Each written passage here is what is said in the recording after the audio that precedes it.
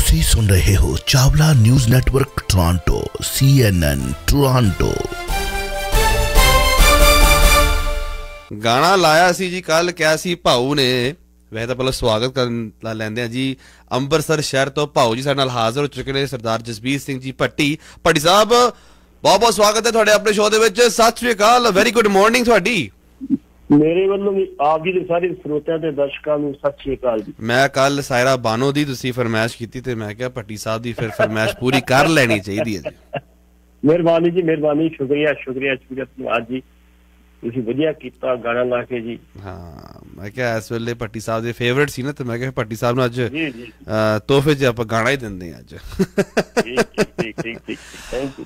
ਮਿੰਟੂ ਜੀ ਨੇ ਤਾਂ ਗੱਲਬਾਤ ਥੋੜੀ ਜਿਹੀ ਛੇੜੀ ਸੀ ਪਰੰਤੂ ਟਾਈਮ ਉਹਨਾਂ ਦਾ ਸਮਾਪਤੀ ਵੱਲ ਤੁਰ ਪਿਆ ਸੀ। ਤੁਸੀਂ ਆਪਣੇ ਟਿੱਪਣੀਆਂ ਸਾਂਝੀਆਂ ਕਰੋ ਜੀ, ਆਪਣੇ ਵਿਸ਼ੇਸ਼ ਰਿਪੋਰਟ ਐਨਾਲਿਸਿਸ ਕੱਢੋ। ਜਾਖੜ ਦੀਆਂ ਮੁਸ਼ਕਲਾਵਾਂ ਹੋਰ ਵੱਧ ਰਹੀਆਂ ਨੇ ਜੀ ਦਿਨ ਬਾਈ ਦਿਨ। 1962 ਦੀ ਜੰਗ ਵੇਲੇ ਜਦੋਂ ਸਾਡੇ ਜਵਾਨ ਜਿਹੜੇ ਚਾਈਨਾ ਦੀ ਜੰਗ 'ਚ ਮਰ ਰਹੇ ਸੀ ਨਾ, ਉਸ ਟਾਈਮ ਦੇ ਇੱਕ ਪ੍ਰਦੀਪ ਨਾਂ ਦਾ ਲਖਾਰੀ ਜਿਹੜਾ ਗਾਣੇ ਲਿਖਦਾ ਸੀ, ਉਹ ਇੱਕ ਸਰੋਵਰ ਦੀ ਸਮੁੰਦਰ ਦੀ ਬੀਚ ਤੇ ਜਾ ਰਿਹਾ ਸੀ ਤੇ ਕੋਲ ਇੱਕ ਰੇਡੀਓ ਸੀ। ਉਸ ਰੇਡੀਓ ਤੇ ਜਦੋਂ ਉਹ ਸੁਣ ਰਿਹਾ ਸੀਗਾ ਰੇਡੀਓ ਤੇ ਉਹਨੂੰ ਬੜਾ ਦੁੱਖ ਹੋਇਆ, ਯਾਰ ਸਾਡੇ ਜਵਾਨ ਨਹੀਂ ਮਰ ਰਹੇ ਉੱਥੇ। ਔਰ ਉਸ ਵਿਅਕਤੀ ਨੇ ਉਸ ਟਾਈਮ ਦੇ ਉੱਤੇ ਜਿਹੜਾ ਸੀ ਇੱਕ ਗਾਣਾ ਲਿਖਿਆ ਸੀ, ਐ ਮੇਰੇ ਵਤਨ ਕੇ ਲੋਗੋ ਜਰਾ ਆਂਖ ਮੇਂ ਭਰ ਲੋ ਪਾਣੀ, ਸ਼ਹੀਦ ਹੋਏ ਉਨਕੀ ਜਦ ਜਾਨ ਕਰੋ ਕੁਰਬਾਨ। ਉਹਦੇ ਕੋਲ ਲਿਖਣ ਨੂੰ ਨਾ ਪੈਨ ਸੀ ਨਾ ਕਲਮ ਸੀ। ਉੱਥੇ ਬੀਚ ਦੇ ਉੱਤੇ ਇੱਕ ਖਾਲੀ ਡੱਬੀ ਪਈ ਸੀ ਆਪਣੀ, ਉਹਦੀ ਸਿਗਰਟਾਂ ਵਾਲੀ। ਉਹਨੇ ਡੱਬੀ ਚੁੱਕੀ, ਪਹਾੜੀ ਅੰਦਰਲੇ ਪਾਸੇ ਜਿਹੜਾ ਸੀ ਚਿੱਟਾ ਥਾਂ, ਉੱਥੇ ਕਹਿ ਦਿੰਦੇ ਆ ਤੇ ਉਹ ਲਾਈਨਾਂ ਲਿਖੀ, ਉਹਦੇ ਤੇ ਗੀਤ ਲਿਖਿਆ। ਉਹ ਚਾਹੁੰਦਾ ਸੀ ਵੀ ਇਹ ਗੀਤ ਲਤਾ ਮੰਗੇਸ਼ਕਰ ਗਾਵੇ, ਲੇਕਿਨ ਜਿਹੜੇ ਲਤਾ ਮੰਗੇਸ਼ਕਰ ਦੇ ਟਿਊਟਰ ਸੀ ਉਹ ਕਹਿੰਦੇ ਨਹੀਂ, ਇਹ ਲਤਾ ਤੇ ਆਸਾ ਦੋਵੇਂ ਗਾਉਣ। ਉਹ ਇਸ ਕਰਕੇ ਜਿਹੜਾ ਸੀ ਉਹ ਕਾਫੀ ਦੇਰ ਤੱਕ ਚੱਲਦਾ ਰਿਹਾ ਕੰਮ। ਲੇਕਿਨ 26 ਜਨਵਰੀ ਦਾ ਦਿਨ ਸੀਗਾ ਜਿਸ ਦਿਨ ਗਣਤੰਤਰ ਦਿਵਸ ਸੀਗਾ। ਉਸ ਗਣਤੰਤਰ ਦਿਵਸ ਤੇ ਦਿੱਲੀ ਵਿਖੇ ਬੁਲਾਇਆ ਗਿਆ ਸੀ ਲਤਾ ਨੂੰ, ਤੇ ਉਸ ਪ੍ਰਦੀਪ ਨੇ ਕਿਹਾ ਲਤਾ ਨੂੰ ਤੂੰ ਗੀਤ ਗਾ। ਉਹ ਕਹਿੰਦੀ ਮੇਰੀ ਤਿਆਰੀ ਪ੍ਰੈਕਟਿਸ ਰੈਸਲ ਦੀ ਕਹਿੰਦੀ ਤੂੰ ਗਾ ਕੋਈ ਗੱਲ। ਉਹਨੇ ਉਹ ਗੀਤ ਗਾਇਆ ਸੀ ਉਸ ਟਾਈਮ ਦੇ ਉੱਤੇ, ਆਏ ਮੇਰੇ ਵਤਨ ਕੇ ਲੋਗ ਜਦ ਆਂਖੇ ਉਧਾਰ ਲੋਕਾਂ ਨੂੰ ਸ਼ਹੀਦ ਹੋਏ ਉਨਕੀ ਜਰਾ ਯਾਦ ਕਰੋ ਕੁਰਬਾਨੀ। ਤੇ ਉਸ ਟਾਈਮ ਤੇ ਪ੍ਰਧਾਨ ਮੰਤਰੀ ਸਾਡੇ ਪੰਡਿਤ ਜਵਾਹਰ ਲਾਲ ਨਹਿਰੂ ਸਟੇਜ ਤੇ ਬੈਠੇ ਸੀ, ਉਹਨਾਂ ਦੀ ਅੱਖਾਂ 'ਚ ਗੀਤ ਸੁਣ ਕੇ ਅੱਖਾਂ 'ਚ ਪਰਲ ਜੀ ਵੱਜ ਰਹੇ, ਹੰਝੂ ਵਗ ਰਹੇ ਸੀ, ਇਸ ਕਰਕੇ ਵੀ ਸਾਡੇ ਜਵਾਨ ਸ਼ਹੀਦ ਹੋਏ ਸੀ, ਬੇਬਸ ਹੋਏ ਪਏ, ਅਸੀਂ ਕੁਛ ਕਰ ਨਹੀਂ ਸਕਦੇ। ਉਸ ਟਾਈਮ ਤੇ ਫਿਰ ਨਹਿਰੂ ਦੇ ਜਿਹੜੇ ਸੀ ਕਾਮਰੇਡ ਜਿਹੜੇ ਸੀ ਬਕਾਇਦ ਉੱਤੇ ਚਾਈਨਾ ਭੇਜੇ ਸੀ, ਜਾ ਕੇ ਲੜਾਈ ਬੰਦ ਕਰਕੇ ਆਓ ਤੇ ਲੜਾਈ ਬੰਦ ਹੋਈ। ਅੱਜ ਉਹਨਾਂ ਸ਼ਹੀਦਾਂ ਦੀ ਯਾਦਗਾਰ ਕਰਦੇ ਆ। ਅੱਜ 13 ਅਪ੍ਰੈਲ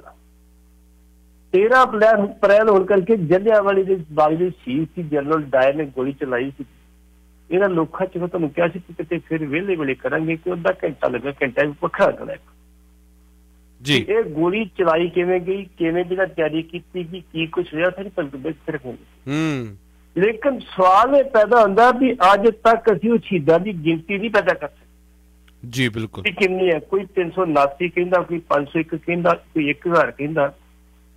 ਅੰਮ੍ਰਿਤਸਰ ਦਾ ਇੱਕ DC ਸੀ, ਬਕਾਇਦਾ ਤੌਰ ਤੇ ਉਹਨੂੰ ਪੁੱਛਿਆ ਗਿਆ ਵੀ ਇਹਨਾਂ ਦੀ ਗਿਣਤੀ ਕਿੰਨੀ ਹੈ।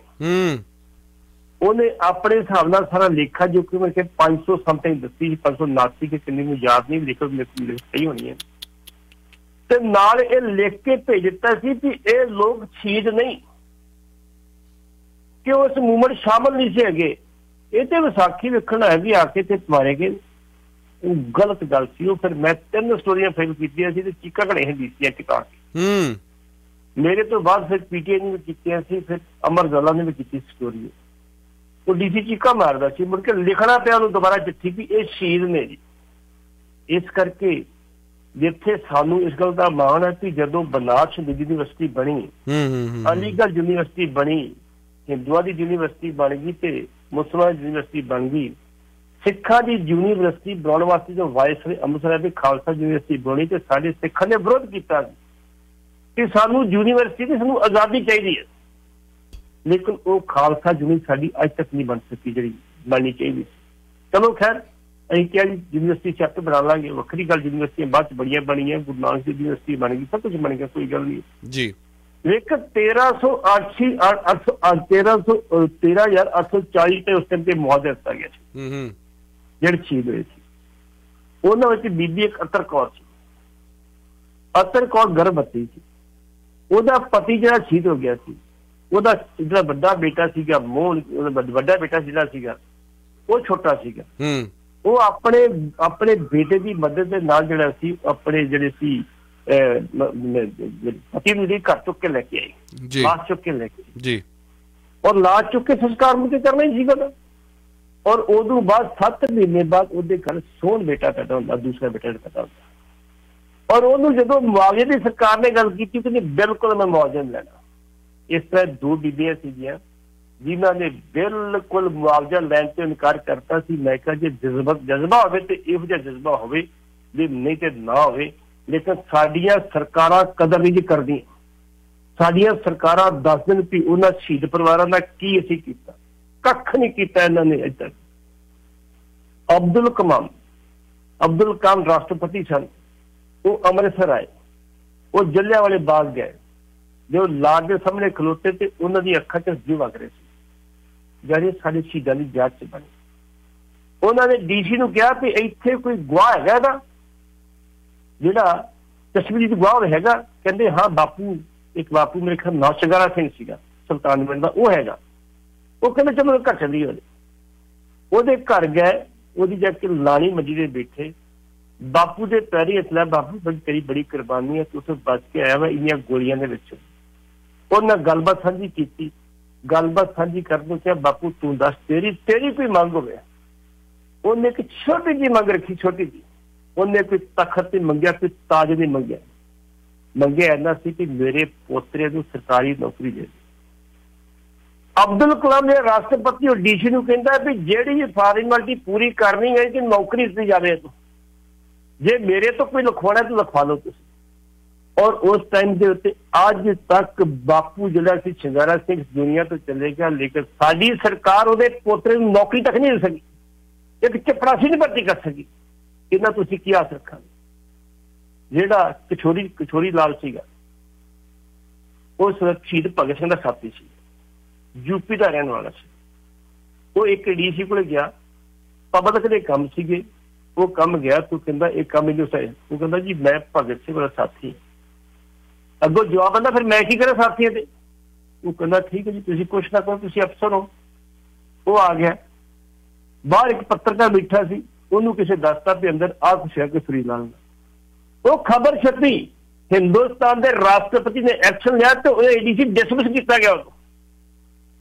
ਇਹ ਆ ਸਾਡੀ ਕਰਤੂਤ ਸ਼ਹੀਦਾਂ ਪ੍ਰਤੀ। ਇਸ ਕਰਕੇ ਅਸੀਂ ਸ਼ਹੀਦਾਂ ਨੂੰ ਨਮਨ ਕਰਦੇ ਹਾਂ। 13 ਅਪ੍ਰੈਲ ਨੂੰ ਜਿੰਨੇ ਵੀ ਸ਼ਹੀਦ ਹੋਏ, ਉਹ 500 ਸੀ, 700 ਸੀ, ਜਾਤ ਜਿੰਨੇ ਵੀ ਨਮਨ ਕਰਦੇ ਉਹਨਾਂ ਨੂੰ। ਉਹਨਾਂ ਦੇ ਉਦੋਂ ਬਾਅਦ ਜਿਹੜੀ ਆਜ਼ਾਦੀ ਦੀ ਲੜਾਈ ਬਹੁਤ ਤੇਜ਼ ਹੋਈ, ਉਹਨਾਂ ਦੀ ਸ਼ਹਾਦਤਾਂ ਕਰਕੇ ਸਾਨੂੰ ਆਜ਼ਾਦੀ ਮਿਲ ਸਕਦੀ ਹੈ, ਜਿਹਨਾਂ ਅਸੀਂ ਨਿੱਘ ਮਾਰ ਰਹੇ ਹਾਂ। ਸਾਡੇ ਲੀਡਰਾਂ ਨੂੰ, ਵੱਡੀਆਂ ਕੁਰਸੀਆਂ ਤੇ ਬਹਿਣ ਵਾਲਿਆਂ ਨੂੰ ਸ਼ਰਮ ਆਉਣੀ ਚਾਹੀਦੀ ਹੈ। ਉਹਨਾਂ ਦੇ ਪਰਿਵਾਰਾਂ ਦੇ ਅਸੀਂ ਕੋਈ ਸੁੱਧ ਬਿੱਧ ਅਬ ਤੱਕ ਨਹੀਂ ਜੀ। ਮੈਂ ਤੁਹਾਡਾ ਜ਼ਿਆਦਾ ਸਮਾਂ ਲੈ ਗਿਆ ਜੀ, ਦੇਖੋ 7-8 ਮਿੰਟ ਤੁਹਾਡੀ। ਨਹੀਂ ਵਾੜੀ ਸਾਹਿਬ, ਇਹ ਐਕਚੁਅਲੀ ਬਹੁਤ ਹੀ ਅਹਿਮ ਹਿੱਸਾ ਆ, ਅਹਿਮ ਕਹ ਲਓ ਕਿ ਪਾਰਟ ਆਫ ਸਾਡੀ ਹਿਸਟਰੀ ਹੈ ਜੀ, ਜੋ ਸਾਂਝੀ ਕਰਨੀ ਚਾਹੀਦੀ ਹੈ। ਤੁਸੀਂ ਮੈਨੂੰ ਲੱਗਦਾ ਕਿ ਤੁਹਾਨੂੰ ਕੱਲ ਨੂੰ, ਸਾਡੇ ਤਾਂ ਵੈਸੇ ਕੱਲ ਨੂੰ 13 ਜੀ, ਤੁਹਾਡੇ ਤੋਂ 13 ਹੋ ਚੁੱਕੀ ਹੈ ਜੀ, ਪਰੰਤੂ ਤੁਸੀਂ ਕੱਲ ਦੇ ਪ੍ਰੋਗਰਾਮ ਦੇ ਵਿੱਚ ਜ਼ਰੂਰ ਜੇ ਟਾਈਮ ਹੋਇਆ ਤਾਂ ਇਹਦੇ ਬਾਰੇ ਡੀਟੇਲ ਦੇ ਵਿੱਚ ਜ਼ਰੂਰ ਸਾਨੂੰ ਦੱਸੋ, ਐਸਪੈਸ਼ਲੀ ਜਿਹੜੇ ਅੱਜ ਸਾਡੇ ਵਰਗੇ ਜਿਹੜੇ ਯੰਗਸਟਰਸ ਨੇ, ਜਿਨ੍ਹਾਂ ਨੂੰ ਪਤਾ ਤਾਂ ਹੈਗਾ ਕਿ ਕੀ ਹੋਇਆ ਉਸ ਦਿਨ, ਬਟ ਕਿਉਂ ਹੋਇਆ, ਕਿੱਦਾਂ ਵਾਪਰਿਆ। ਆਈ ਥਿੰਕ ਤੁਸੀਂ ਕੱਲ ਜ਼ਰੂਰ ਸਾਂਝੀ ਕਰੋ ਇਸ ਚੀਜ਼ ਨੂੰ, ਜੇ ਅੱਗੇ ਹੋਵੇ ਤੁਹਾਡੀ। ਹੁਣ ਜਿਹੜੀ ਗੱਲ ਤੁਸੀਂ ਕੀਤੀ ਹੈ ਜੀ ਆਪਣੇ ਜਾਖੜ ਸਾਹਿਬ ਦੀ, ਜੀ ਜਾਖੜ ਸਾਹਿਬ ਦੀਆਂ ਪ੍ਰੋਬਲਮ ਵੱਧ ਰਹੀਆਂ। ਪੰਦੂ ਸਾਡੇ ਕੋਲ 2 ਕਾਲਾਂ ਨੇ, ਜੇ ਆਪਾਂ ਪਹਿਲਾਂ ਲੈ ਲੈਣੇ ਫਿਰ ਆਪਾਂ ਜਾਖੜ ਸਾਹਿਬ ਦੀ ਗੱਲਬਾਤ ਕਰਦੇ। ਨਹੀਂ ਕਾਲ ਪਹਿਲਾਂ ਜੀ, ਕਾਲ ਪਹਿਲਾਂ ਬਾਕੀ ਗੱਲਬਾਤ। ਹਾਂਜੀ, ਆਪਾਂ ਕਾਲ ਪਹਿਲਾਂ ਲੈ ਲੈਣੇ, ਫਿਰ ਜਾਖੜ ਸਾਹਿਬ ਦੀ ਤਾਂ ਗੱਲ ਹੁੰਦੀ ਰਹਿਣੀ ਹੈ ਜੀ। ਸਤਿ ਸ਼੍ਰੀ ਅਕਾਲ ਜੀ। ਭੱਟੀ ਸਾਹਿਬ ਦੇ ਬੇਟਾ ਸਤਿ ਸ਼੍ਰੀ ਅਕਾਲ। ਸਤਿ ਸ਼੍ਰੀ ਅਕਾਲ ਭੱਟੀ ਸਾਹਿਬ। ਜੋ ਅਬਦੁਲ ਕਲਾਮ ਜੀ, ਜਿੱਥੋਂ ਤੱਕ ਮੇਰਾ ਖਿਆਲ, ਉਹ ਉਦੋਂ ਆਏ ਸੀ ਪੰਜਾਬ ਜਦੋਂ ਉਹ ਰਿਟਾਇਰ ਹੋ ਚੁੱਕੇ ਸੀ, ਤੇ ਉਹ ਸੰਤ ਸੀਚੇਵਾਲ ਨੂੰ ਮਿਲੇ ਸੀ, ਮੈਨੂੰ ਯਾਦ ਆ। ਉਹਨਾਂ ਦੀਆਂ ਆਖਰੀ ਗੱਲਾਂ ਜਦੋਂ ਜੀਪ 'ਚ ਜਾ ਰਹੇ ਸ਼ਲੋਂਗ ਨੂੰ, ਉਹ ਵੀ ਮੈਨੂੰ ਯਾਦ ਆ। ਉਹ ਕਿਸੇ ਦਿਨ ਫਿਰ ਇੱਕ ਗੱਲ ਮੈਂ ਤੁਹਾਨੂੰ ਦੱਸਦਾ, ਸ਼ਾਇਦ ਅੱਜ ਤੱਕ ਕਿਸੇ ਨੇ ਦੱਸੀ ਨਹੀਂ ਹੁਣ। ਇੱਕ ਤਾਂ ਜਦੋਂ 1962 ਦੀ ਜੰਗ ਹੋਈ ਨਾ, ਮੈਂ ਉਸ ਵੇਲੇ ਵੀ ਫੌਜ ਵਿੱਚ ਸੀਗਾ, ਮੈਂ ਤਾਂ ਕਾਫੀ ਮਗਰੋਂ ਰਿਟਾਇਰ ਹੋਇਆ। ਉਸ ਵੇਲੇ ਦਿਨ ਦੇ 12 ਵਜੇ ਰੇਡੀਓ ਲਗਾਏ, ਪੰਡਿਤ ਜਵਾਹਰ ਲਾਲ ਨਹਿਰੂ ਜੀ ਰੇਡੀਓ ਦੇ ਉੱਤੇ ਰੋਂਦੇ ਹੋਏ ਮੈਂ ਆਪ ਸੁਣਿਆ। ਤੁਸੀਂ ਤਾਂ ਗਾਣਾ ਸੁਣਿਆ ਹੋਣਾ ਨਾ ਬਾਅਦ ਇੱਕ ਕੇ। ਦੂਜੀ ਗੱਲ ਇਹ ਵੀ ਜਿਹੜੇ ਚਾਈਨਾ ਦੇ ਵਿੱਚ ਉਸ ਵੇਲੇ ਲੜੇ ਸੀ ਨਾ, ਜਦੋਂ ਸਾਡੇ ਕੈਦੀ ਵਾਪਸ ਆਏ ਨਾ, ਸਕਰੀਨਿੰਗ ਹੋਈ, ਉਹਨਾਂ ਫੌਜੀਆਂ ਦੇ ਵਿੱਚੋਂ ਕੁਝ ਨੂੰ ਕੱਢ ਦਿੱਤਾ ਗਿਆ ਸੀ ਜਿਨ੍ਹਾਂ ਨੇ ਸੱਚ ਗੱਲ ਕਹਿ ਦਿੱਤੀ ਸੀ। ਜਿਨ੍ਹਾਂ ਵਿਚਾਰਿਆਂ ਨੇ ਗੋਲ ਮੋਲ ਜਿਹਾ ਜਵਾਬ ਦੇ ਤਾਂ ਉਹ ਰੱਖ ਲਏ ਸੀ। ਇਹ ਤਾਂ ਉਦੋਂ ਉਹਨਾਂ ਫੌਜੀਆਂ ਦੇ ਨਾਲ ਹੋਈ ਸੀ। ਔਰ ਉਹ ਸੂਬੇਦਾਰ ਜੋਗਿੰਦਰ ਸਿੰਘ ਜੋ ਸੀਗਾ, ਉਸ ਨੂੰ ਚਾਈਨਾ ਨੇ ਕਿਹਾ ਸੀ ਵੀ ਤੇਰੀਆਂ ਹੀ ਲੱਤਾਂ ਥੱਲਿਓਂ ਵੱਢ ਦਿੰਦੇ ਆ, ਤੂੰ ਬਚ ਜਾਏਗਾ। ਉਹ ਮੰਨਿਆ ਨਹੀਂ ਸੀ। ਕਿਸੇ ਟਾਈਮ ਸੂਬੇਦਾਰ ਜੋਗਿੰਦਰ ਸਿੰਘ ਅਤੇ ਮੇਰੇ ਪਾਪਾ ਜੀ ਫੌਜ ਵਿੱਚ ਇਕੱਠੇ ਸੀਗੇ। ਉਹ ਜਦੋਂ ਚਾਈਨਾ ਦੀ ਲੜਾਈ ਹੋਈ ਆ, ਉਦੋਂ ਉਹ ਰਿਟਾਇਰ ਹੋ ਕੇ ਬਾਅਦ ਜਾ ਕੇ ਪੁਲਿਸ ਵਿੱਚ ਹੋ ਗਏ ਸੀ। ਇਹ ਤਾਂ ਸਾਡੇ ਪੰਡਿਤ ਜਵਾਹਰ ਲਾਲ ਨਹਿਰੂ ਨੇ ਕੀਤਾ ਸੀ। ਵਿਚਾਰਿਆਂ ਨੇ ਇੰਨੀਆਂ ਲੜਾਈ ਵੀ ਲੜੀ, ਫਿਰ ਸਕਰੀਨਿੰਗ ਕਰਕੇ ਉਹਨੂੰ ਕੱਢ ਦਿੱਤਾ। ਇਹ ਤਾਂ ਹੁੰਦਾ ਜਦੋਂ ਕੈਦੀ ਹੋ ਜਾਂਦਾ ਨਾ, ਦੂਸਰੇ ਮੁਲਕ ਵਾਲੇ ਉਹਦੇ ਦਿਮਾਗ ਨੂੰ ਵਾਸ਼ ਕਰ ਦਿੰਦੇ ਆ, ਲੈਕਚਰ ਦੇ ਇਸ ਕਰਕੇ ਕਈਆਂ ਨੂੰ ਕੱਢ ਦਿੱਤਾ ਜਾਂਦਾ ਹੈ। ਜੀ ਸਾਹਿਬ, ਬਹੁਤ ਬਹੁਤ ਧੰਨਵਾਦ ਤੁਹਾਡੇ ਵਿਚਾਰ ਆਨ ਦੀ air. Thank you so much ਜੀ। ਜੀ ਭੱਟੀ ਸਾਹਿਬ, ਜਿਹੜੀ ਗੱਲ ਤੁਸੀਂ ਕਹੀ ਹੈ ਜੀ, ਅਬਦੁਲ ਕਲਾਮ ਇੱਕ ਵਾਰੀ ਨਹੀਂ ਅੰਮ੍ਰਿਤਸਰ 3 ਵਾਰੀ ਆਏ।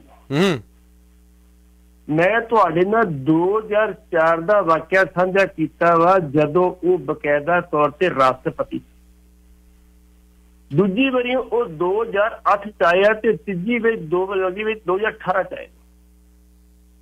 ਇਸ ਕਰਕੇ ਇੱਕ ਵਾਰੀ 3 ਵਾਰੀ ਆਏ ਨੇ ਅੰਮ੍ਰਿਤਸਰ ਦੇ ਵਿੱਚ। ਗੋਲਡਨ ਟੈਂਪਲ ਮੱਥਾ ਵੀ ਟੇਕਿਆ ਤੇ ਜਲਿਆਂਵਾਲੇ ਬਾਗ ਵੀ ਗਏ। ਮੈਂ ਤੁਹਾਡੇ ਨਾਲ 2004 ਦਾ ਵਾਕਿਆ ਸਾਂਝਾ ਕੀਤਾ, ਜਦੋਂ ਬਕਾਇਦਾ ਤੌਰ ਤੇ ਰਾਸ਼ਟਰਪਤੀ ਸਨ। ਅੰਮ੍ਰਿਤਸਰ ਦੇ ਡੀਸੀ ਨਾਲ ਹੀ ਲੈਣਾ, ਉਹਦੀ ਬੇਇੱਜ਼ਤੀ ਵਿਚਾਰੇ ਦੀ ਹੋ ਗਈ, ਕਾਹਨੂੰ ਨਾ ਲੈਣਾ ਪੌਦਾ। ਲੇਕਿਨ ਇਹ ਆਏ ਨੇ, ਉਦੋਂ ਦੀ ਗੱਲ ਕੀਤੀ ਹੈ ਕਿ ਗੱਲ ਠੀਕ ਹੈ। ਉਸ ਤੋਂ ਬਾਅਦ ਅਬਦੁਲ ਕਲਾਮ ਜਿਹੜੇ ਸੀ 2 ਵਾਰੀ ਫੇਰ ਆਏ ਨੇ, ਆ ਕੇ ਗੋਲਡਨ ਟੈਂਪਲ ਵੀ ਗਏ, ਜਲਿਆਂਵਾਲੇ ਬਾਗ ਗਏ, ਬਾਬੇ ਸੀਚੇਵਾਲ ਵੀ ਮਿਲੇ ਨੇ। ਜੀ ਜੀ ਜੀ ਜੀ। ਹੁਣ ਆਪਾਂ ਗੱਲ ਕਰਦੇ ਹਾਂ ਜੀ, ਜਿਹੜੀ ਗੱਲ ਇਹਨੇ ਕਹੀ ਆ, ਠੀਕ ਆ।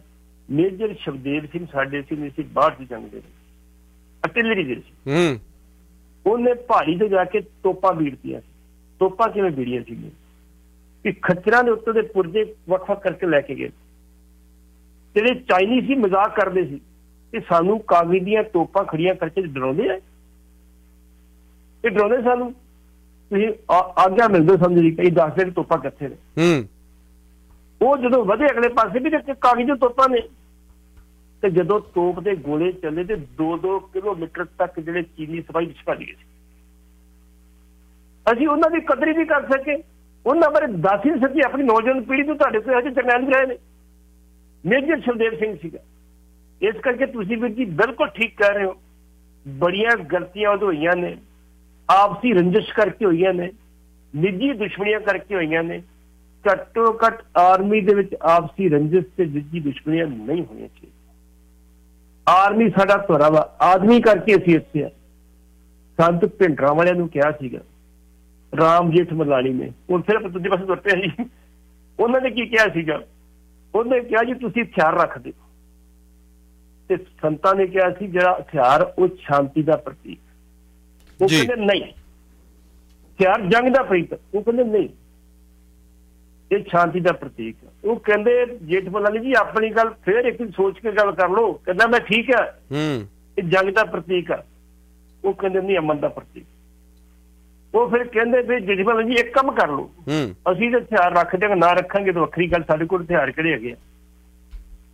ਲੇਕਿਨ ਆਪਣੀਆਂ ਫੌਜਾਂ ਦੀਆਂ ਬਾਰਡਰ ਤੇ ਤੁਸੀਂ ਲਾਈਆਂ ਨਾ ਹਥਿਆਰ ਚੁੱਕ ਲੱਗੀਆਂ ਨੇ, ਉਹਨਾਂ ਨੂੰ ਬੈਰਕਾਂ 'ਚ ਭੇਜ ਦਿਓ ਤੇ ਪੂਰੀ ਤਰ੍ਹਾਂ ਸ਼ਾਂਤੀ ਹੋ ਜਾਊਗੀ। ਉਹ ਕਹਿੰਦੇ ਇਹ ਕਿਵੇਂ ਹੋ ਸਕਦਾ? ਉਹ ਕਹਿੰਦਾ ਫੌਜਾਂ ਲਾਈਆਂ ਸ਼ਾਂਤੀ ਵਾਸਤੇ। ਇਸ ਕਰਕੇ ਸਾਡੇ ਕੋਲ ਹਥਿਆਰ ਆਪਣੀ ਸਮੇਂ ਰੱਖੇ ਵਾਸਤੇ ਗੁਰੂ ਸਾਹਿਬ ਨੇ ਦਿੱਤੇ ਆ। ਹਥਿਆਰਾਂ ਦੀ ਗੱਲ ਤੁਸੀਂ ਇਹ ਨਾ ਕਰੋ। ਹੁਣ ਆਪਾਂ ਅੱਗੇ ਚੱਲਦੇ ਜੀ, ਫਿਰ ਆਪਾਂ ਸਮਝ ਜੀ। ਸਾਡੇ ਆਪਾਂ ਨੈਕਸਟ ਕਾਲਰ ਨੇ ਜੀ ਭੱਟੀ ਜੀ, ਅਸੀਂ ਨੈਕਸਟ ਕਾਲ ਲੈ ਲੈਣੇ ਆਉਂਦੀ ਹੈ। ਕਾਫੀ ਕਾਲਰ ਫਲੈਸ਼ ਕਰ ਰਹੇ ਨੇ, ਅਸੀਂ ਕਾਲ ਲੈ ਲੈਂਦੇ ਹਾਂ। ਸਤਿ ਸ਼੍ਰੀ ਅਕਾਲ ਜੀ।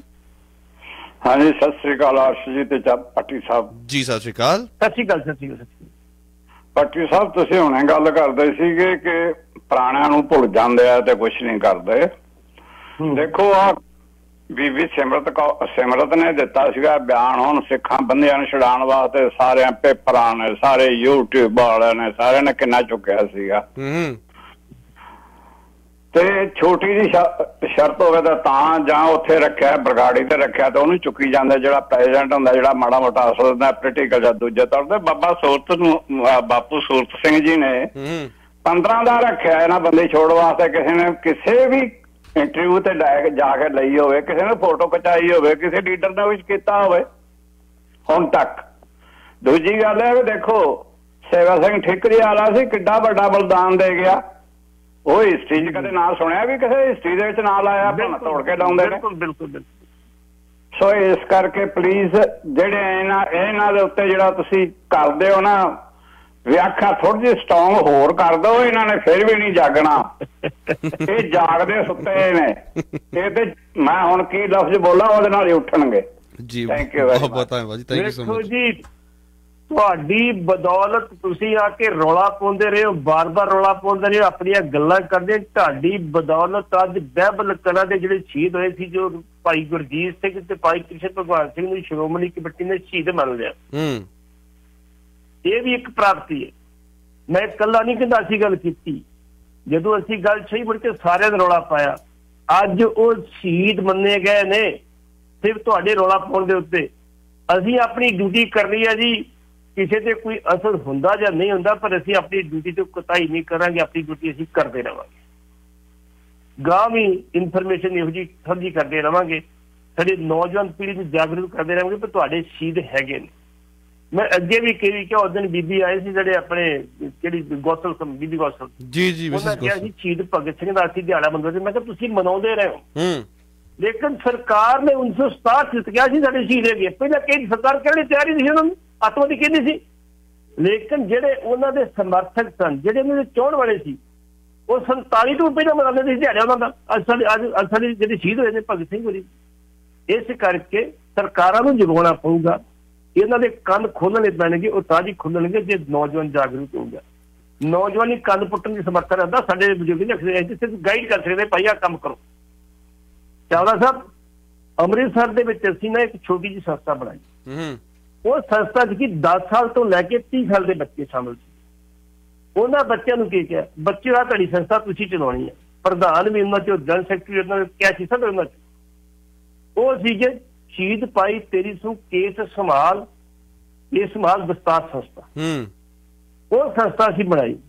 100 ਬੱਚੇ ਤੋਂ ਸ਼ੁਰੂ ਕੀਤਾ। ਜਿੱਦਣ ਛੱਡੀ ਸੀ ਸ਼੍ਰੋਮਣੀ ਕਮੇਟੀ ਨੇ ਬੇੜਾ ਕਰ ਕੀਤਾ ਸਾਡਾ। 3000 ਬੱਚੇ ਸੀ ਜਿਨ ਸਾਨੂੰ ਛੱਡਣੀ ਪਈ। ਅਸੀਂ ਗਾਈਡ ਸੀ ਬੱਚਿਆਂ ਦੇ, ਬੱਚੇ ਆਪ ਕੰਮ ਕਰਦੇ ਸੀ। ਟਿੱਪੜੀ ਸਾਹਿਬ ਗੁਰਦੁਆਰੇ ਸ਼ਾਮੀ 7 ਵਜੇ ਤੋਂ ਨਇਆ ਲੈ ਕੇ ਜੇ ਕੋਈ ਬੱਚਾ ਆਉਂਦਾ ਨਾ ਆਪਣੀ ਉਹ ਦਸਤਾਰ ਸਿੱਖਣੀ ਆ, ਦਸਤਾਰ ਵੀ ਕੋਲੋਂ ਦਿੱਤੀ ਜਾਂਦੀ ਸੀ। ਉਹਨਾਂ ਦੇ ਬੱਚਿਆਂ ਦੇ ਮਾਂ ਪਿਓ ਬੜੇ ਖੁਸ਼ ਸੀਗੇ ਵੀ ਸਾਡੇ ਬੱਚਿਆਂ ਨੂੰ ਸੰਸਥਾ ਨੇ ਸਿੱਧੇ ਪਾਸੇ ਲਾਇਆ ਵਾ। ਇਹ ਨਸ਼ਿਆਂ ਤੋਂ ਬਚੇ ਰਹਿਣਗੇ, ਭੈੜੀਆਂ ਆਦਤਾਂ ਤੋਂ ਬਚੇ ਰਹਿਣਗੇ, ਗੁਰਦੁਆਰੇ ਜਾਣਗੇ, ਮੱਥਾ ਟੇਕਣਗੇ। ਇੱਥੋਂ ਤੱਕ ਕਿ ਕਈ ਹਿੰਦੂ ਬੱਚੇ ਵੀ ਸਾਡੇ ਕੋਲ ਆ ਕੇ ਜਿਹੜੀ ਦਸਤਾਰਾਂ ਬਣਾਉਂਦੇ ਸੀ ਉੱਥੇ। ਤੇ ਇੱਥੇ ਇੱਕ ਮੱਲੀ ਕਮੇਟੀਆਂ ਹੁੰਦਾ ਸੀ, ਬੇੜਾ ਘੀਗਰ ਕੀਤਾ, ਕਹਿੰਦਾ ਤੁਸੀਂ ਪੱਗਾਂ ਨੂੰ ਠੇਕਾ ਲਿਆ। ਐ ਸੀ ਕਰਤੂਤ ਮੈਨੇਜਰ ਦੀ। ਇਸ ਕਰਕੇ ਪਰ ਅਸੀਂ ਫਿਰ ਵੀ ਡੰਕਾ ਵਜਾਈ ਜਾਵਾਂਗੇ ਜਿੰਨੇ ਜੋਗੇ ਹੈਗੇ ਆ। ਅਜੇ ਵੀ ਡੰਕਾ ਵਜਾਵਾਂਗੇ, ਕੋਸ਼ਿਸ਼ ਕਰਾਂਗੇ ਬੱਚਿਆਂ ਨੂੰ ਫਿਰ ਇਕੱਠੇ ਕਰਕੇ 10 ਸਾਲ ਤੋਂ ਕਿ 30 ਸਾਲ ਦੇ ਬੱਚੇ ਆਪ ਪ੍ਰਬੰਧ ਕਰਦੇ ਸੀ ਜੀ। ਲੈਂਦੇ ਨੈਕਸਟ ਜੀ ਕਾਲਸ ਨੇ ਜੀ, ਅਸੀਂ ਕਾਲ ਲੈ ਲੈਣੇ ਆਉਂਦੀ ਹੈ। ਨੈਕਸਟ ਕਾਲ ਜੀ। ਸਤਿ ਸ੍ਰੀ ਅਕਾਲ ਜੀ।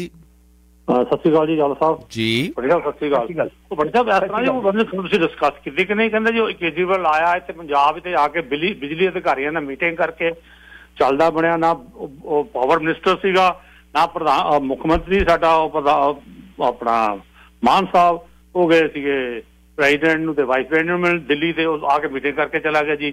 ਇਹ ਠੀਕ ਆ ਜੀ? ਨਹੀਂ ਜੀ, ਨਹੀਂ, ਇੱਥੇ ਨਹੀਂ ਆਇਆ, ਉੱਥੇ ਬੁਲਾਏ ਸੀ ਸਾਰੇ, ਉੱਥੇ ਬੁਲਾਏ ਸੀ। ਹਾਂਜੀ, ਫਿਰ ਇਹ ਕੋਈ ਅਥੋਰਾਈਜ਼ ਉਹਨੇ ਕਿਹਨੂੰ ਕੀਤਾ ਅਥੋਰਾਈਜ਼ ਜੀ? ਬੰਦੇ ਪਤਾ ਲੱਗੇ ਪੰਜਾਬ ਕਰ ਗਿਆ, ਉੱਥੇ ਕੀਤਾ ਹੋਗਾ ਜੀ। ਕਿਹਨੇ ਅਥੋਰਾਈਜ਼ ਕੀਤਾ ਜੀ ਉਹਨੂੰ? ਏਦਾਂ ਇਹ ਕਰ ਸਕਦਾ ਜੀ? ਭਾਈ ਤੇ ਵੀਰ ਜੀ ਇਸ ਗੱਲ ਦਾ ਰੌਲਾ ਪੈ ਰਿਹਾ ਵਾ, ਅਖਬਾਰਾਂ ਪੜ੍ਹੋ ਸਾਰੀ ਆਈਏ, ਤੁਸੀਂ ਲੀਡਰ ਵੱਖ-ਵੱਖ ਭਾਸ਼ਾ ਬੋਲ ਰਹੇ ਨੇ। ਪਰ ਮੈਂ ਫਿਰ ਵੀ ਕਹਿੰਦਾ ਜੇ ਉਹਨੇ ਮੀਟਿੰਗ ਕੀਤੀ ਤੇ ਪੰਜਾਬ ਦੀ ਭਲਾਈ ਲਈ ਕੀਤੀ ਹੈ। 300 ਯੂਨਿਟ ਤੁਹਾਨੂੰ ਫ੍ਰੀ ਜਿਹੜੀ ਬਿਜਲੀ ਦੇਣੀ ਉਹਦੇ ਬਾਰੇ ਮੀਟਿੰਗ ਕੀਤੀ ਗਈ ਹੈ। 300 ਗੱਲ ਸੁਣੋ ਜੀ, ਉਹ ਪਤਾ ਨਹੀਂ ਮੀਟਿੰਗ ਕੀ ਹੋਇਆ, ਭਲਾਈ ਲਈ ਕੀਤੀ ਕਿ ਨੁਕਸਾਨ ਲਈ ਕੀਤੀ?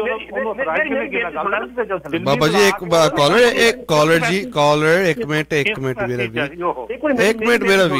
ਮੇਰਾ ਵੀਰ ਇੱਕ ਮਿੰਟ। ਅਸੀਂ ਪਹਿਲੇ ਦਿਨ ਇੰਨੀ ਗੱਲ ਕਹੀ ਸੀਗੀ, ਜਿਹੜਾ ਸਾਡਾ ਪੰਜਾਬ ਦਾ ਬਿਜਲੀ ਮੰਤਰੀ ਆ ਉਹ ਆਪਣੀ ਔਕਾਤ ਭੁੱਲਿਆ। ਕਿਉਂ ਭੁੱਲਿਆ?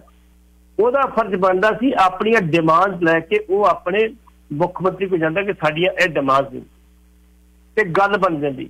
ਉਹ ਮੀਟਿੰਗ ਕਰਦੇ, ਉਹ ਕਿੱਥੇ ਗੱਲ ਕਰਦੇ? ਉਹ ਮੁੱਖ ਮੰਤਰੀ ਡਿਊਟੀ ਸੀਗੀ। ਤੇ ਸਾਡਾ ਬਿਜਲੀ ਮੰਤਰੀ ਪਹਿਲਾਂ ਜਾ ਕੇ ਕੇਜਰੀਵਾਲ ਕੋਲ ਆਪਣੀ ਡਿਮਾਂਡ ਲੈ ਕੇ ਗਿਆ। ਅਸੀਂ ਉਦੋਂ ਆਲੋਚਨਾ ਕੀਤੀ ਸੀ ਇਹਨਾਂ ਦੀ, ਡਟ ਕੇ ਕੀਤੀ ਸੀ ਇਹਨਾਂ ਦੀ। ਦੂਜੀ ਵਾਰੀ ਚੀਫ ਸੈਕਟਰੀ ਨੂੰ ਤੇ ਜਿਹੜੇ ਸਾਡੇ ਚੇਅਰਮੈਨ ਨੇ ਬਿਜਲੀ ਬੋਰਡ ਦੇ, ਉਹਨਾਂ ਨਾਲ ਮੀਟਿੰਗ ਕੀਤੀ ਉਹਨਾਂ ਨੇ, ਜਿੱਥੋਂ ਬਿਲਕੁਲ ਜਿਹੜੇ ਗਾਇਬ ਰਹੇ ਨੇ ਮੁੱਖ ਮੰਤਰੀ ਸਾਹਿਬ। ਇਹਦਾ ਮਤਲਬ ਅਸੀਂ ਇਹ ਵੀ ਗੱਲ ਕਹੀ ਸੀ, ਇਹਦਾ ਮਤਲਬ ਸੀ ਭਗਵੰਤ ਮਾਨ ਸਿਰਫ ਮੁੱਖ ਮੰਤਰੀ ਨਹੀਂ, ਰਬੜ ਦੀ ਮੋਹਰ ਆ ਕੇਜਰੀਵਾਲ ਦੀ। ਉਦੋਂ ਬਾਅਦ ਸਾਰੀਆਂ ਪਾਰਟੀਆਂ ਬੋਲੀਆਂ। ਅੱਜ ਬਾਜਵਾ ਹੀ ਬੋਲ ਰਿਹਾ ਵਾ, ਆਉਣ ਵਾਲੇ ਸੁਖਬੀਰ ਬਾਦਲ ਹੀ ਬੋਲ ਰਹੇ ਜੀ। 2 ਇੰਸੀਡੈਂਟ ਜਿਹੜੀਆਂ ਹੋਈਆਂ ਹਾਲਾਤ ਦੱਸਦੇ ਪਏ ਆ। ਇੱਕ ਪਹਿਲਾਂ ਜਿਹੜੇ ਨੇ ਉਹ ਭੇਜੇ ਉਹਦੇ ਵਿੱਚ ਰਾਜ ਸਭਾ ਦੇ ਬੰਦੇ, ਇੱਕ ਆ ਹੁਣ ਵਾਰੀ ਦੇਖੋ ਪਾਣੀਆਂ ਦਾ ਮਸਲਾ ਇਹ ਹੋ ਕੀ ਰਿਹਾ, ਦੇਖੀ ਚਲੋ ਕੀ ਹੁੰਦਾ ਜੀ। 4-6 ਮਹੀਨੇ ਚ ਦੇਖੋ ਅੱਗੇ ਨਹੀਂ ਕਰ ਦਿੰਦੇ ਜੀ। ਦੇਖੋ ਜਿਹੜੀ ਗੱਲ ਬਾਤ ਸਾਹਮਣੇ ਆਈ, ਉਹਨਾਂ ਮੀਟਿੰਗ ਕੀਤੀ ਆ ਕਿਉਂਕਿ ਲੋਕੀ ਆਪਣੇ ਬਹੁਤ ਖਿਲਾਫ ਹੋਏ ਪਏ ਨੇ। ਭਾਈ ਤੁਸੀਂ ਕੀਤਾ ਕੀ? ਤੁਸੀਂ ਕਿਹਾ ਸੀ 1 ਅਪ੍ਰੈਲ ਤੋਂ ਤੁਹਾਨੂੰ 300 ਯੂਨਿਟ ਬਿਜਲੀ ਫ੍ਰੀ ਜਾਊਗੀ। ਕਿੱਥੇ ਸਾਡੀ ਬਿਜਲੀ ਫ੍ਰੀ ਕੀਤੀ ਤੁਸੀਂ ਕਿਹਾ ਜੀ ਪਹਿਲੀ ਮੀਟਿੰਗ ਅਸੀਂ ਆ ਵੀ ਕੰਮ ਕਰ ਦਿਆਂਗੇ। ਹੁਣ ਉਹ ਬਿਜਲੀ 300 ਯੂਨਿਟ ਦੇ ਉੱਤੇ 23,000 ਕਰੋੜ ਦਾ ਵੱਖਰਾ ਬੋਝ ਪੈਣਾ ਵਾ ਸਰਕਾਰ ਦੇ ਉੱਤੇ। ਉਹ ਕਿੱਥੋਂ ਲੈ ਕੇ ਆਉਣਾ? ਇਸ ਕਰਕੇ ਉਮੀਦ ਆ ਵੀ ਇਸ ਮਹੀਨੇ ਦੇ ਅਖੀਰ ਤੱਕ ਤੁਹਾਨੂੰ 300 ਯੂਨਿਟ ਬਿਜਲੀ ਫ੍ਰੀ ਜਿਹੜੀ ਆ ਉਹ ਮਿਲਣੀ ਸ਼ੁਰੂ ਹੋ ਜਾਊਗੀ ਜੀ। ਭੱਟੀ ਸਾਹਿਬ, ਗੱਲਬਾਤ ਕਰੀਏ ਸੁਮੇਧ ਸਿੰਘ ਸੈਣੀ ਜੀ ਦੀ ਨਿੱਜੀ ਤੌਰ ਤੇ ਅਦਾਲਤ ਵਿੱਚ ਪੇਸ਼ ਨਾ ਹੋਣ ਕਰਕੇ ਸੁਣਵਾਈ ਰੁਕੀ ਜੀ, ਇਹਦੀ ਕੀ ਖਬਰ ਹੈ? ਫਟਾਫਟ ਜੀ। ਇਹ ਆਪਣੇ ਕੋਲ 2 ਖਬਰਾਂ ਸੀ ਜੀ। ਇੱਕ ਤਾਂ ਤੁਸੀਂ ਗੱਲ ਕੀਤੀ ਸੀ ਜਾਖੜ। ਹਾਂਜੀ, ਜਾਖੜ ਜੀ ਹੈਗੀ ਆਪਣੇ ਵਿੱਚ, ਸੌਰੀ ਜੀ। ਹਾਂਜੀ, ਜਾਖੜ ਸਾਹਿਬ ਬੜੇ ਸਿਆਣੇ ਦੇ ਤੇ ਬੜੇ ਵਧੀਆ ਲੀਡਰ। ਪਤਾ ਨਹੀਂ ਇਹਨੇ ਟੈਸਟ ਕਿਉਂ ਗਏ, ਮੈਂ ਉਹਨਾਂ ਨੂੰ ਅੱਜ ਤੱਕ ਟੈਸਟ ਉਹਨਾਂ ਨੇ ਵੇਖਿਆ। ਪਹਿਲੀ ਵਾਰੀ ਆਇਆ ਵੀ ਜੇ ਜਾਖੜ ਸਾਹਿਬ ਇਹ ਗੱਲ ਨਾ ਕਰਦੇ ਵੀ ਮੈਨੂੰ 43 MLA ਦੀ ਸਪੋਰਟ ਹਾਸਲ ਸੀ, ਮੇਰਾ ਮੁੱਖ ਮੰਤਰੀ ਬਣਦਾ ਜਿਹੜਾ ਸੀ ਹੱਕ ਬਣਦਾ ਸੀ, ਮੇਰਾ ਖੋਇਆ ਗਿਆ ਤੇ 2 ਵੋਟਾਂ ਨੂੰ ਮੁੱਖ ਮੰਤਰੀ ਬਣਾਇਆ ਜੀ। ਜੇ ਇਹ ਇਲੈਕਸ਼ਨ ਤੋਂ ਪਹਿਲਾਂ ਇਹ ਗੱਲ ਨਾ ਕਰਦੇ ਤੇ ਘੱਟੋ ਘੱਟ 20 ਸੀਟਾਂ ਹੋਰ ਕਾਂਗਰਸ ਕਰ ਸਕਦੀ ਸੀ।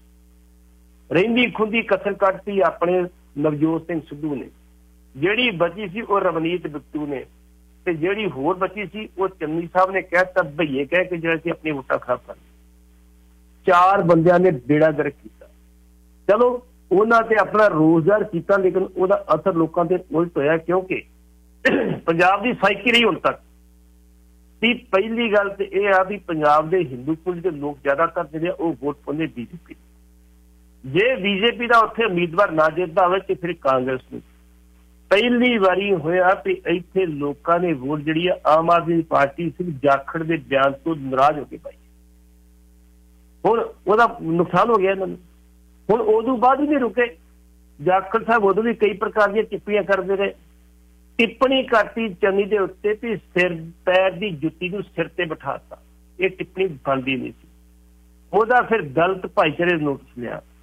ਸਭ ਤੋਂ ਪਹਿਲਾਂ ਨੋਟਿਸ ਡਾਕਟਰ ਰਾਜਕੁਮਾਰ ਨੇ ਲਿਆ ਵੀ ਇਹਨੇ ਗਲਤ ਕਹੀ ਆ, ਇਹ ਮਾਫੀ ਮੰਗੇ। ਜੇ ਮਾਫੀ ਨਹੀਂ ਮੰਗਦਾ ਅਸੀਂ ਹਾਈਕਮਾਂਡ ਨੂੰ ਇਹਨਾਂ ਨੂੰ ਪਾਰਟੀ ਚੋਂ ਕੱਢਿਆ ਜਾਵੇ।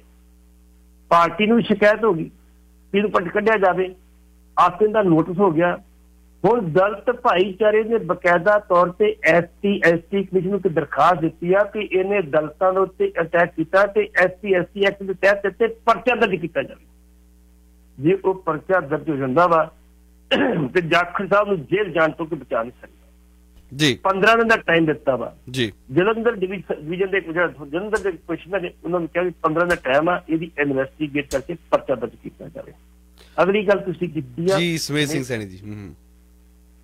ਸੁਮੇਧ ਸੈਣੀ ਜਿਹੜਾ ਵਾ 22 ਅਪ੍ਰੈਲ ਤੱਕ ਦਿੱਤਾ ਸੀ ਆਪਣਾ ਹਾਈ ਕੋਰਟ ਨੇ ਟਾਈਮ, ਲੇਕਿਨ ਸੁਪਰੀਮ ਕੋਰਟ ਨੇ ਬੜਾ ਉੱਤੇ ਉਸ ਬਲੈਂਕਟ ਬੇਲ ਸੀ ਬੜਾ ਰੋਸ ਪ੍ਰਗਟ ਕੀਤਾ। ਉਹ ਖਤਮ ਕਰ ਦਿੱਤਾ ਉਹਨੂੰ। ਹੁਣ ਇਹਦੀ ਕੱਲ ਹੈਗੀ ਸੀ ਪੇਸ਼ੀ ਸੀ ਡਬਲ ਕਲਾ ਫਰੀਦਕੋਟ ਦੇ ਵਿੱਚ, ਡਬਲ ਕਲਾ ਕਾਨੂੰਨ ਲੈ ਕੇ। ਇਹ ਪੇਸ਼ ਨਹੀਂ ਹੋਇਆ। ਇਹਨੇ ਕਹਿਤਾ ਜੀ ਮੇਰੀ ਸਿਹਤ ਠੀਕ ਨਹੀਂ ਜੀ। ਬਾਕੀ ਸਾਰੇ ਜਿਹੜੇ ਉਹ ਜਿਹੜਾ ਸੀਗਾ ਸਾਡਾ ਆਪਣਾ ਚਰਨਜੀਤ ਸੀ SSP ਉਹ ਸੀਗਾ, फिर ਜਿਹੜਾ ਸੀ ਉਮਰਾਨ ਅੰਕਲ IG ਉਹ ਸੀਗਾ, ਵਿਕਰਮ ਸਿੰਘ ਇੰਸਪੈਕਟਰ, ਸਾਰੇ ਹਾਜ਼ਰ ਸੀਗੇ। ਇਹਦੀ ਗੈਰ ਹਾਜ਼ਰੀ ਹੋਣ ਕਰਕੇ ਉਹ ਕੇਸ ਅੱਗੇ ਨਹੀਂ ਚੱਲ ਲਿਆ। ਹੁਣ 26 ਤਰੀਕ ਆ, 26 ਤਰੀਕ ਨੂੰ ਜੇ ਕਿਤੇ ਇਹ ਨਾ ਪੇਸ਼ ਹੋਇਆ ਤੇ ਇਹਦੇ ਅਦਾਲਤ ਤੋਂ ਜਿਹੜੇ ਆ ਗ੍ਰਿਫਤਾਰੀ ਵਾਰੰਟ ਵੀ ਜਾਰੀ ਹੋ ਸਕਦੇ ਜੀ। ਖਬਰ ਇੱਕ ਅਹਿਮ ਹੈ ਜੀ, ਉਸ ਤੋਂ ਬਾਅਦ ਫਿਰ ਆਪਾਂ ਤੋਂ ਆਗਿਆ ਲਵਾਂਗੇ ਜੀ। ਮਾਫੀਆ ਪੰਜਾਬ ਦੀ ਨਵੀਂ ਲੀਡਰਸ਼ਿਪ ਨੂੰ ਨਹੀਂ ਪ੍ਰਵਾਨ ਕਰ ਰਿਹਾ। ਬਿਲਕੁਲ ਜੀ, ਅੱਜ ਦੀ ਡੇਟ ਦੇ ਵਿੱਚ ਸਾਡੀ ਇੱਕ ਮਾਨਸਿਕਤਾ ਬਣ ਚੁੱਕੀ ਹੈ ਜੀ ਵੀ 10% ਅਸੀਂ ਜੋ ਕੰਮ ਕਰਦੇ ਆ ਨਾ 10% ਰਿਸ਼ਵਤ ਵਾਸਤੇ ਰੱਖਦੇ ਨੇ ਕਿ 10% ਰਿਸ਼ਵਤ ਹਜੇ ਲੱਗਣੀ ਹੈ, ਸਾਨੂੰ ਦੇਣੀ ਪੈਣੀ।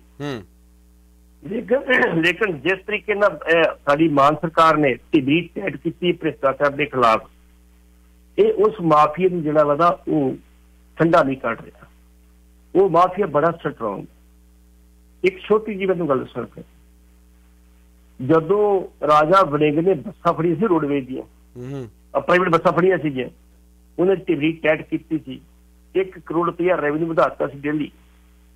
ਉਸ ਟਾਈਮ ਦੇ ਉੱਤੇ ਮਾਸਟਰ ਮੋਹਨ ਲਾਲ ਨੇ ਗੱਲ ਕਹੀ ਸੀ, ਮੈਂ ਟਰਾਂਸਪੋਰਟ ਮਿਨਿਸਟਰ ਰਿਹਾ ਵਾ, ਰਾਜਾ ਵੜਿੰਗ ਕਾਕਾ ਤੂੰ ਬਹੁਤ ਵਧੀਆ ਕੰਮ ਕਰਦਾ ਵਾ, ਲੇਕਿਨ ਮੇਰੀ ਗੱਲ ਸੁਣ ਲੈ, ਇਹ ਮਾਫੀਆ ਬੜਾ ਸਟਰੋਂਗ ਹੀ, ਇਹ ਵਿਧਾਨ ਪਾਲਿਕਾ ਦੀ ਵੀ ਸਟਰੋਂਗ ਹੀ, ਕਾਰਜਪਾਲਿਕਾ ਸਟਰੋਂਗ ਹੀ, ਨਿਆਂਪਾਲਿਕਾ ਸਟਰੋਂਗ ਹੀ। ਤੇ ਮੀਡੀਆ ਨੂੰ ਖਿੱਚਣ ਦੇ ਵਾਸਤੇ ਕੋਈ ਵੱਡੀ ਗੱਲ ਨਹੀਂ ਹੋਈ। ਇਹਦਾ ਜੇ ਮੁਕਾਬਲਾ ਕਰਨਾ ਹੀ ਤੇ ਘੱਟੋ ਘੱਟ 4-5 ਹਜ਼ਾਰ ਬੱਸ ਨਵੀਂ ਪਾ, ਉਹ ਪਾ ਕੇ ਇਹਦੀ ਬੱਸ ਦੇ ਲਾਗੇ ਬਰਾਬਰ ਬੱਸ ਦੀ ਖੜੀ ਹੋਣੀ ਚਾਹੀਦੀ, ਫਿਰ ਕੰਮ ਚੱਲੂ ਜੇ ਕਰ ਸਕਦਾ। ਹੁਣ ਇੱਥੇ ਵੀ ਇਹੀ ਚੀਜ਼, ਇੱਥੇ 10% ਦੀ ਅਸੀਂ ਕਹਿੰਦੇ ਹਾਂ, ਲੇਕਿਨ ਅਕਾਲੀਆਂ ਦੀ ਸਰਕਾਰ ਵੇਲੇ ਇਹ 30 ਤੋਂ ਲੈ ਕੇ 40% ਤੱਕ ਵੀ ਚਲਾ ਗਿਆ ਸੀ। 10% ਹਰ ਜ਼ਮਾਨੇ ਚ ਕੋਈ ਗੱਲ ਨਹੀਂ ਯਾਰ। ਹੁਣ ਰਜਿਸਟਰੀ ਆਪਾਂ ਕੱਲ ਖਬਰ ਸਾਂਝੀ ਕੀਤੀ, ਮੇਰੇ ਖਿਆਲ ਕੋਈ 150 ਰਜਿਸਟਰੀ ਨਹੀਂ ਹੋ ਸਕੀ। 6 ਕਰੋੜ ਦਾ ਲਾਸ ਹੋਇਆ ਸਰਕਾਰ ਦਾ, ਜਿਹੜਾ ਰੈਵਨਿਊ ਸਰਕਾਰ ਨੂੰ ਆਉਣਾ ਸੀ। ਇਹ ਹੁਣ ਮਾਫੀਆ ਤੇ ਇਹ ਆਪਣਾ ਕੰਮ ਕਰ ਰਿਹਾ। ਜਿਹੜੀ ਦਹਿਸ਼ਤਗਰਦੀ ਉਸ ਚ ਨਿਕਲਣੀ, ਇਹ ਮਾਫੀ ਨੇ ਦਹਿਸ਼ਤਗਰਦੀ ਕਰਨੀ ਆ, ਦਹਿਸ਼ਤਗਰਦੀ ਕਰਾਉਣੀ ਆ ਜੀ। ਸਿਆਸੀ ਆਗੂ ਨੇ ਰੋਟੀਆਂ ਸਿੱਕਣੀਆਂ ਵਾ ਤੇ ਮੁੰਡੇ ਸਾਡੇ ਮਰਨੇ ਪਹਿਲਾਂ ਵਾਂਗੂ। ਉਹਦੇ ਤੇ ਇਹਨਾਂ ਇੱਕ ਆਪਣੀ ਬਣਾਈ ਆ ਐਂਟੀ ਗੈਂਗਸ ਜਿਹੜੀ ਟਾਸਕ ਫੋਰਸ, ਲੇਕਿਨ ਉਹ ਟਾਸਕ ਫੋਰਸ ਤੇ ਪਹੁੰਚ ਨਹੀਂ ਜਾਈ। ਜਦੋਂ ਉਹ ਆਊਗੀ ਉਦੋਂ ਹਾਲਾਤ ਕੀ ਬਣਨਗੇ ਸਾਨੂੰ ਨਹੀਂ ਪਤਾ। ਮਾਨ ਸਾਹਿਬ ਥੋੜਾ ਜਿਹਾ ਪੰਜਾਬ ਤੇ ਰਹਿਮ ਕਰ ਲਿਓ, ਕਈ ਤਰੀਕੇ ਰਿਸ਼ਵਤ ਬੰਦ ਕਰਨ ਦੇ ਕਰੋ, ਜ਼ਰੂਰ ਹੋਣੀ ਚਾਹੀਦੀ ਆ, ਲੇਕਿਨ ਇਹ ਨਾਲੇ ਪੰਜਾਬ ਦੇ ਮਾਹੌਲ ਨੂੰ ਗੜਬੜ ਹੋ ਜੇ। ਮੈਂ ਨਹੀਂ ਕਹਿ ਰਿਹਾ, ਅਖਬਾਰਾਂ ਦੀਆਂ ਸੰਪਾਦਕੀਆਂ ਲਿਖਿਆ ਗਿਆ ਜੀ। ਲਾਸਟ ਕਾਲ ਫਿਰ ਆਪਾਂ ਵਾਈਂਡ ਅਪ ਕਰਦੇ ਹਾਂ। ਸਤਿ ਸ਼੍ਰੀ ਅਕਾਲ ਜੀ। हाँ जी, सत श्री अकाल जी। पट्टी साहब दोबारा आया मैं जी। क्विकली शॉर्ट रखिए प्लीज जी, शॉर्ट रखियो सवाल जी। जी हाँ बिल्कुल छोटा जी। ਅੱਜ ਮਜੀਠੀਆ ਬਾਰੇ ਆਇਆ ਕੋਰਟ ਦਾ ਫੈਸਲਾ ਕਿ ਇਹਨਾਂ ਨੂੰ ਬੰਦੇ ਫੈਸਲੇ ਦਿੱਤੇ ਗਏ ਜਾਣ, ਬੰਦੀ ਸਹੂਲਤ ਦਿੱਤੀ ਜਾਵੇ ਤੇ ਇਹਦੀ ਜਾਨ ਦਾ ਖਤਰਾ, ਇਹਨੂੰ ਜਿਹੜਾ ਨੁਕਸਾਨ ਹੋਣਾ ਉਹਨੂੰ ਬਚਾਇਆ ਜਾਵੇ। ਜਦੋਂ ਪਹਿਲਾਂ ਆਲਰੇਡੀ ਵਕੀਲ ਤੇ ਜਿਹੜਾ ਸੁਪਰਡੈਂਟ ਜੇਲ੍ਹ ਹੈ ਉਹ ਵੀ ਕਹਿ ਚੁੱਕਾ ਹੈ ਕਿ ਮੈਂ ਇਹਦੀ ਜਾਨ ਨੂੰ ਕੋਈ ਖਤਰਾ ਨਹੀਂ, ਜਿਹੜਾ ਬੈਰਕ ਬਦਲ ਗਿਆ, ਰੂਲ ਬਦਲੀ ਗਈ ਹੈ ਤੇ ਇਹਦੇ ਵਿੱਚ ਫਰਕ ਕੀ ਹੋਇਆ ਫਿਰ ਜਿਹੜਾ ਇਹਨਾਂ ਅੱਜ ਉਹਨਾਂ ਕੋਰਟ ਨੇ ਹੁਕਮ ਦਿੱਤਾ ਇਹਨੂੰ ਬੰਦੇ ਸਹੂਲਤਾਂ ਦਿੱਤੀਆਂ ਜਾਣ। ਵੇਖੋ ਜੀ, ਕੋਰਟ ਨੇ ਆਪਣਾ ਗੋਲਮੋਲ ਜਵਾਬ ਦੇ ਦਿੱਤਾ। ਬਣਦਾ ਵੀ ਤਾਂ ਇਹੋ ਹੀ ਸੀਗਾ ਕਿ ਇਹਦੀ ਸੁਰੱਖਿਆ ਨੂੰ ਯਕੀਨੀ ਬਣਾਇਆ ਜਾਵੇ। ਪੰਜਾਬੀ ਛੋਟੇ ਲਫ਼ਜ਼ ਕਹਿ ਲਈ ਆਪਾਂ, ਉਹਨੇ ਕਹਿ ਦਿੱਤਾ ਬਣਾਈ ਜਾਵੇ, ਉਹ ਜੇਲ੍ਹ ਦੀ ਜ਼ਿੰਮੇਵਾਰੀ ਹੈ, ਆਪੇ ਬਣਾਉਗੀ ਉਹ। ਇਸ ਕਰਕੇ ਕੋਈ ਐਸੀ ਨਹੀਂ ਗੱਲ ਹੈਗੀ ਕਿ ਕੋਈ ਕਿਸੇ ਵੀ ਰਾਇ ਦਿੱਤੀ ਹੋਊਗੀ। ਉਹਨੇ ਇੱਕੋ ਹੀ ਗੱਲ ਕਹੀ ਵੀ ਇਹਦੀ ਸੁਰੱਖਿਆ ਨੂੰ ਯਕੀਨੀ ਬਣਾਇਆ ਜਾਵੇ, ਹੋਣਾ ਵੀ ਚਾਹੀਦਾ। ਅਸੀਂ ਕਹਿੰਦੇ ਡਿਊਟੀ ਹੈ ਸਰਕਾਰ ਦੀ, ਕਿਉਂਕਿ ਪਹਿਲਾਂ ਕਤਲ ਹੋ ਚੁੱਕੇ ਨੇ ਜੇਲ੍ਹਾਂ ਦੇ ਵਿੱਚ। ਇਸ ਕਰਕੇ ਉੱਥੇ ਮਜੀਠੀਏ ਸਾਰੇ ਦੋਸਤ ਨਹੀਂ, ਦੁਸ਼ਮਣ ਬੜੇ ਹੈਗੇ ਆ, ਉਹਨਾਂ ਤੋਂ ਬਚਾਉਣਾ ਬਹੁਤ ਜ਼ਰੂਰੀ। ਉਹ ਜ਼ਿੰਮੇਵਾਰੀ ਸਰਕਾਰ ਦੀ ਜੇਲ੍ਹ ਦੀ ਬਣਦੀ ਹੈ ਜੀ। ਭੱਟੀ ਸਾਹਿਬ ਟਾਈਮ ਦੇਣ ਵਾਸਤੇ ਬਹੁਤ ਬਹੁਤ ਧੰਨਵਾਦ ਤੇ ਕੱਲ ਸ਼ਾਮ ਦੇ ਵਿੱਚ ਮੁਲਾਕਾਤਾਂ ਹੋਣਗੀਆਂ ਜੀ। ਬਹੁਤ ਬਹੁਤ ਧੰਨਵਾਦ। ਸਤਿ ਸ਼੍ਰੀ ਅਕਾਲ ਜੀ। ਸ਼ੁਕਰੀਆ, ਬਹੁਤ ਬਹੁਤ ਧੰਨਵਾਦ। ਸੋ ਇਹ ਸਨ ਸੀ ਜਸਬੀਰ ਸਿੰਘ ਜੀ ਪੱਟੀ। ਤੁਸੀਂ ਸੁਣ ਰਹੇ ਹੋ Chawla news network Toronto CNN Toronto.